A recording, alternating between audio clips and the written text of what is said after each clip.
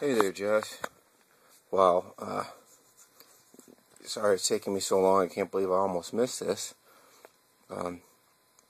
Thanks to Jeff, 4fall666, I picked up on that you're having a contest.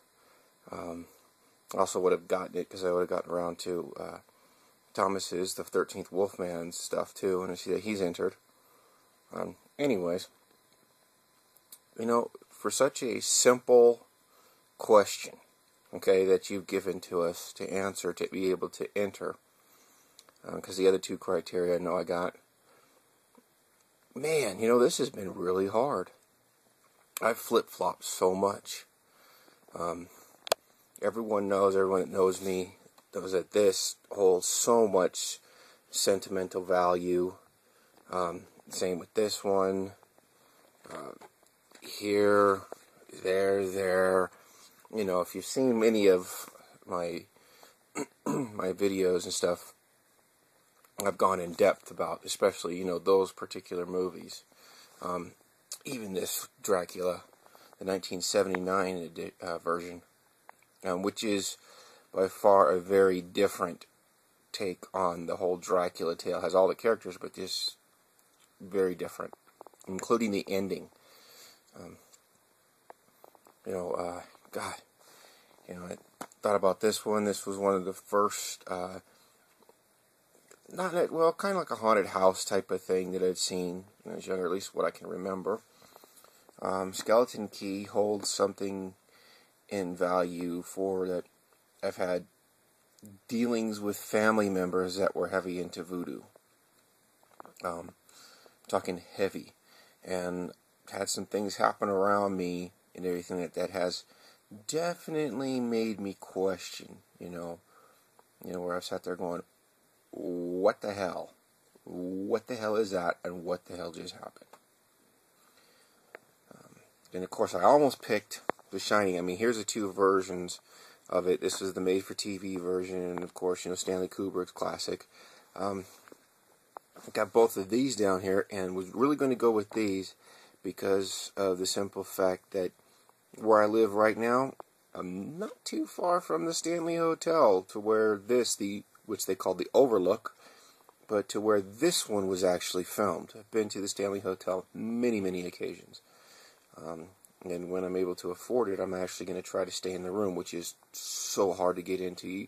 It's so booked out. I'll probably get there, 2013 if I put in a reservation now. And that's with almost any day, because it books out so far in advance.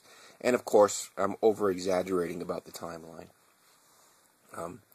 But anyways, and then this one, The Shining, where it was actually filmed, was where, when I lived in California, where we used to go camping. And I remember going to the hotel that this one was filmed at and messing around. And plus, my brother and I had some pretty interesting encounters, nightly encounters with animals and strange people. Just strange stuff and thick fogs and everything. So, it made things really tough to decide. One of my very first zombie movies, and then I love the take on the Wendigo for Ravenous.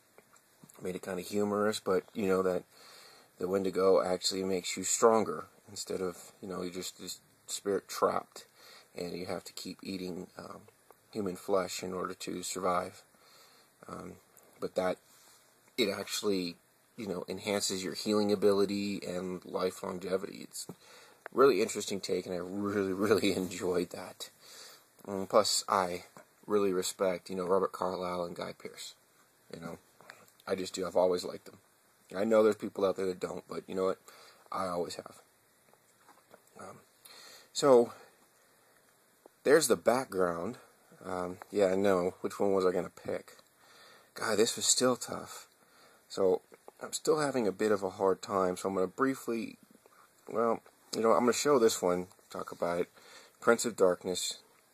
Chances are, you've seen it. But Prince of Darkness really took hold of me when I saw this for the first time. I remember my younger brother and I I saw this at the theater, and wow, just the idea of mirrors and an alternate world behind it, but not just an alternate world, but, that's, Lucifer, and my dog's going nuts.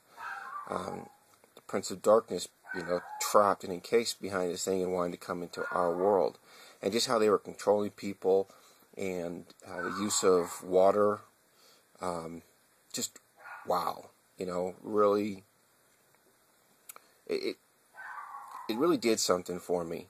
Then the quotes and stuff, and the infusion of biblical things within just really hit home and captured me the whole time. I mean, Alice Cooper, I remember going to a concert of his and watching him cut his head off, and I thought that was just marvelous, but this bum that he played just really, John Carpenter did such a wonderful job with this. Really put, a fear into me, because it was an enclosed place. It happened in a thing, and these people were trapped. And not just trapped by demonic forces, okay? But demonic forces possessing people to keep them inside, and anybody trying to escape is killed. The use of bugs, the use of water, the use of mirrors, the use of lighting, just everything, it was just really, really creepy. And then the ending. Oh, I love the ending. I'm not going to say it, because just in case, the chances are every one of you have seen this movie. But the ending, just, wow, it got its hook so deep in me that I was just blown away. And I actually had nightmares over this whole entire thing for, at least a week. So I enjoyed it just so much. And my brother did. We were going around telling all our friends, oh, you gotta go see Prince of Darkness. And the moment that it was released on VHS, that I was able to afford it, this was one of my first movies that I purchased. My actual first VHS movie I ever purchased was actually Sean Connery, 007 Thunderball. I had to have it. So that was my first VHS movie I ever purchased. So this was, Prince of Darkness was right up there in my top 5 that I had. And plus, things were kind of expensive. Still at the time that I got it. But, yeah, so there's this one. Really held a lot of value to me. And then another one that I had seen, you know what, I can't remember. I think I rented it, I believe, and then later on I saw it on TV. God, I can't remember. Oh, I've had to increase my pain meds, so things are getting a lot tougher for me. That's why anybody watching this that I haven't gotten back to you, or we used to keep in contact more frequent, and then else I just kind of fell off the face of the planet. And you see me pop on here and there. Forgive me. I'm having, some pretty messed up issues, so at times it's kind of hard for me to jump back on here and do this, but I am trying, so forgive me. Anyways, the last one I'm going to talk about, I'm going to go with waxwork, mainly. That's the main focus, but waxwork too, also kind of, it wasn't as good as waxwork, but you know what, it still captivated my imagination. First, we'll go on with waxwork. When I was younger, I used to go to waxwork museums. There was one that was down in L.A. that wasn't too far from where my Nana would live, and she used to take us as kids to go see it, because, it's like once a month they'd have a new figure in there, or something, and it was just really cool watching these guys. Not just watching the guys, but seeing these, things, these waxworks, and to know that everything about them is made of wax, and the detail and stuff, and then they're put in these scenes, and then to have this movie come out, and just watching it brought back a lot of that childhood awe that I had in going to the museums now, because I always thought, oh man, you see the ropes hanging there. I wanted to get up there. And I wanted to touch them, and everything, but you couldn't because, everything's climate controlled. Heat of your hand could screw shit up. So, you weren't allowed past the ropes. And they had guards all over the place and cameras and all kinds of shit.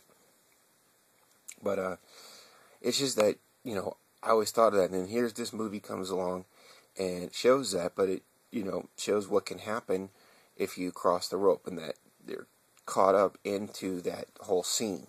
Now their stuff was, horror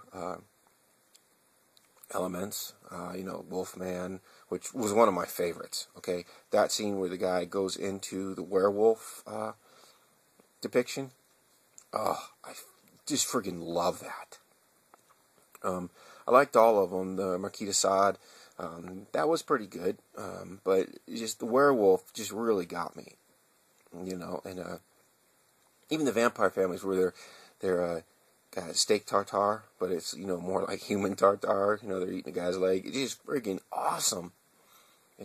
So just watching this brought me back to when I was a childhood and my imagination is running wild, to really making my imagination run rampant in my head, because then I got all kinds of ideas.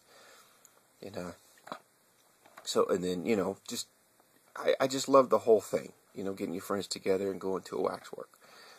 In waxwork too, okay? A bit different that they used it with time travel. Had a thing, a brief thing with angels kind of explaining, but that they could jump into different time periods, and it was all movie related. You had the haunting in there, you had all kinds of stuff, and that just really just blew my imagination right through the door, because I love time travel movies.